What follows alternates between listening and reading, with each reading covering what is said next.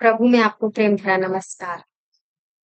आज हम सीखने वाले कि परमेश्वर ने नूह के साथ क्या वाचा बांधी, क्या प्रॉमिस किया, है ना? जल प्रलय हो गया, जल प्रलय का अंत हो गया और उन्हें बोला कि तुम फलो फूलो और पृथ्वी पर बढ़ जाओ, तब परमेश्वर ने उनके साथ कुछ वाचाएं बांधी, जो इस प्रकार है। हम वचन चैप्टर 9 में पढ़ेंगे, उत्पत्ति के चैप्टर 9 में 1 से। फिर परमेश्वर ने नूह और उसके पुत्रों को आशीष दी और उनसे कहा, फलो फूलो और बढ़ो और पृथ्वी पर भर जाओ।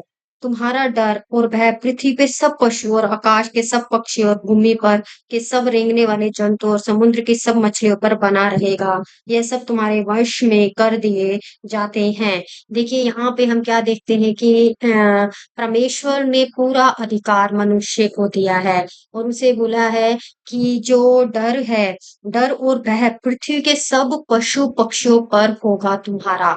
मतलब कि हम हमसे सब पशु पक्षी डरेंगे, मतलब कि सबसे उच्च कोटि पर मनुष्य को परमेश्वर ने रखा है अपने पास।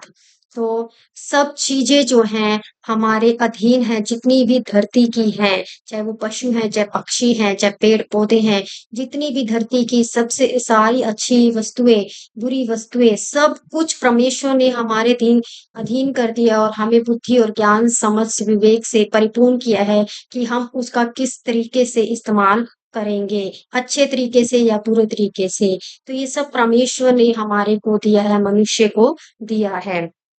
आगे हम क्या देखते हैं कि अ, ये सब तुम्हारे वश में कर दिए जाते हैं, सब चलने वाले जंतु तुम्हारे आहार होंगे, जैसे तुमको हरे-हरे छोटे पेड़ दिए थे, वैसा ही अब सब कुछ देता हूँ, पर माँस का प्राण समेत अर्थात लहू समेत तुम ना खाना। यहाँ पे हम क्या देखते हैं कि परमेश्वर ने मतलब कि माँस खाने से, नॉन-वेज खाने से मना नहीं किया है। ये हमारी अंतरात्मा डिसाइड करती है कि वो क्या अलाउ करती है हमें और उनकी रक्षा करने के लिए भी हमें परमेश्वर ने अधिकार दिया है। ये नहीं केवल मार के हमें उनको खाना है, इसलिए हमें दे दिया है, ऐसा वाला नहीं है।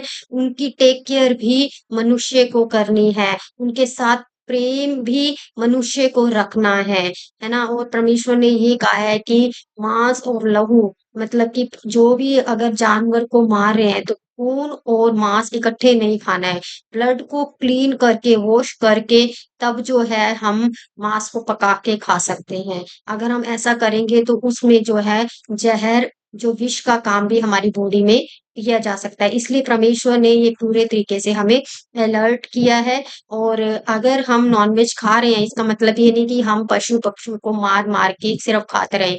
हमें उनका बहुत ध्यान रखना है क्योंकि परमेश्वर ने सब चीज़ों पे अधिकार केवल मनुष्य को दिया है और वो अगर हमारे इस्तेमाल के लिए है तो हम उनको केयर की भी ज़रूरत है, हम उनका ध्यान भी रखें। अगर मन नहीं करता है खाने का तो वो दूसरी बात है, परमेश्वर किसी चीज़ के साथ को कभी भी किसी के साथ भी कोई भी ज़बरदस्ती नहीं करते हैं परमेश्वर। लेकिन परमेश्वर ने ये हमें कहा है कि सब कुछ तुम्हारे लिए है।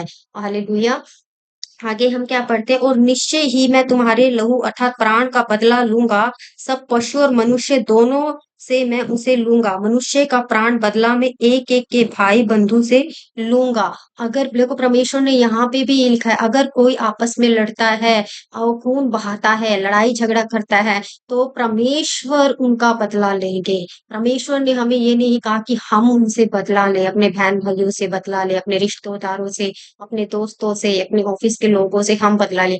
परमेश्वर का समय निश्चित है, परमेश्वर को बदला लेने के लिए रखा गया है, ना कि हमें बदला। प्रभु ने हमें जो आज्ञा दी है, वो मेल-मिलाप की और प्रेम की आज्ञा दी है। अगर कोई हमारे विरोध में कोई गलत काम कर रहा है, तो हमें ये को अधिकार परमेश्वर ने नहीं दिया है कि हम किसी का हर्ट करें, किसी का लहू बहाएँ, किसी को मारे, किसी को कोसे, किसी को गालियाँ दे या हम बदला लें। परमेश्वर ने मनुष्य को ये अधिकार नहीं दिया। लेकिन आज के टाइम में हम क्या देखते हैं, छोटी-छोटी बातों में घर बर्बाद हो जाते हैं, एक-दूसरे से आना-कानी हो जाती है, जवाब देने लगते हैं क्योंकि मिसअंडरस्टैंडिंग्स बहुत हैं। एक-दूसरे को समझते नहीं हैं, गलत काम करने शुरू कर देते हैं, अपने विवेक का सही इस्तेमाल नहीं करते हैं, जिसकी वजह से घर बिखरना शुरू हो जाते हैं। तो परमेश्वर ने बोला है कि इसका बदला मैं खुद लूँगा, तो हम किसी के साथ अपना बैर-भाव, बदला हम ना लें। कोई है तो उनको उन परमेश्वर के हाथ में हम सौंप दें।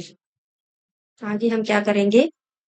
और फिर परमेश्वर ने जो कोई मन और तुम फूलो फलो और बढ़ो और पृथ्वी पर बहुतायत से संतान उत्पन्न करके उसमें भर जाओ।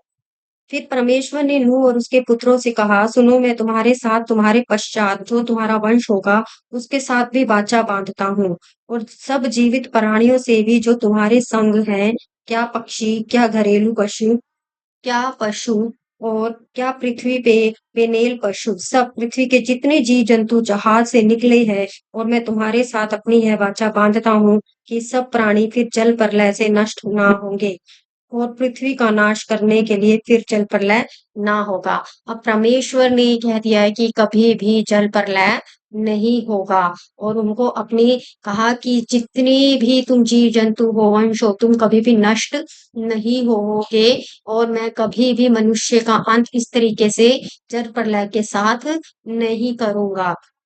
तो ये परमेश्वर का जो है वचन है, जो सत्य वचन है। यहाँ पे परमेश्वर ने उस दिन के बाद डिसाइड किया कि कभी भी दोबारा से इस तरीके से धरती का नाश नहीं होगा, जैसे नूह के समय में हुआ था। हमारे परमेश्वर बहुत ही दयालु परमेश्वर है, और जब हम उनके साथ चलते हैं तो वो क्षमा करते हैं और हमारे को नए-नए जो है अपॉर्चुनिटीज देते हैं, नए-नए जो है चांसेस देते हैं, मौका देते हैं, ताकि हम सुधर जाएँ। प्रभु इस रीडिंग के द्वारा आपको आशीष करे। God bless you.